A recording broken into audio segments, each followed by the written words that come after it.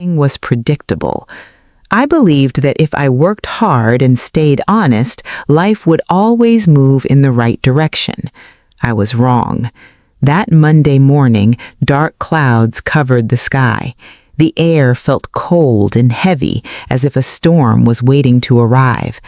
I reached the office 5 minutes late because traffic was worse than usual. As soon as I entered the building, I saw my manager, Mr. Harrison. He was standing near the entrance with a serious expression.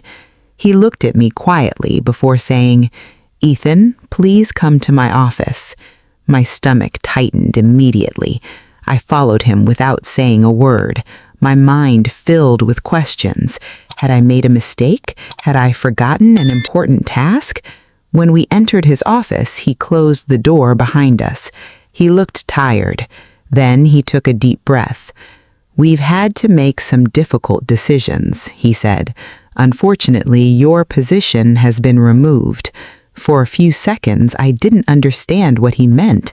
"I'm sorry," he continued. "Today will be your last day." His words echoed inside my head. My last day. I stared at him without speaking. Everything around me suddenly felt quiet. "I don't understand," I finally whispered. "It isn't because of your work," he replied. "The company is reducing staff. This decision wasn't personal." But to me, it felt very personal. I had worked there for almost 5 years.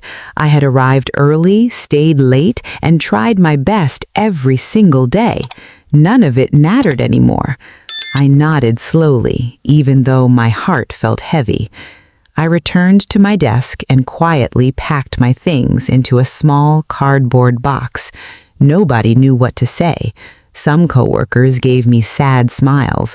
Others looked away because they felt uncomfortable. A few minutes later, I walked out of the building carrying the box that now held everything I had left from 5 years of work. Outside, the city looked exactly the same. Cars drove past, people hurried to their offices. Someone laughed while talking on the phone.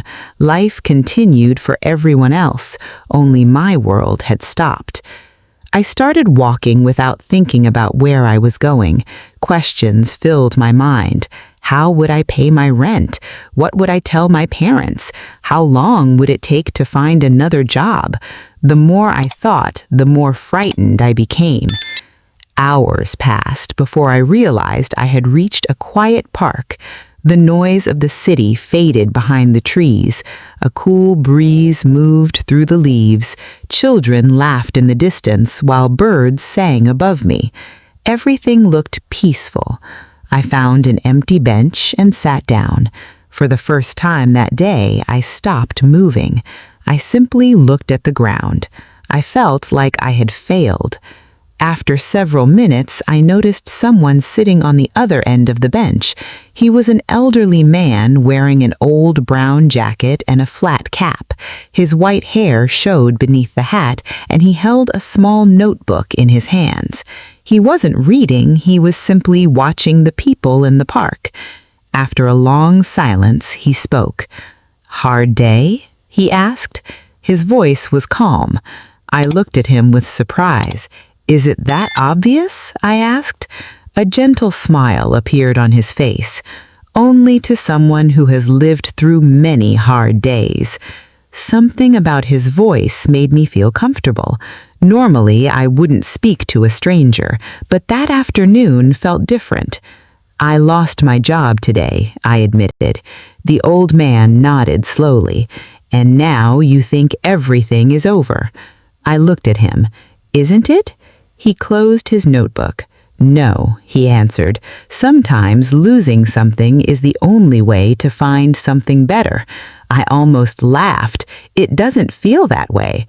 "I know." "You don't understand," I said quietly. "I don't have much money. I don't know what I'm going to do next." The old man leaned back against the bench. "What is your name?" he asked. "Ethan." "I'm Bennett." We shook hands. His grip was firm, despite his age. "Tell me, Ethan," said the old man, "have you always wanted to do this job?" I thought about the question. No one had ever asked me that before. I don't know, I admitted after a moment. That's an interesting answer. I never really thought about it. And why not?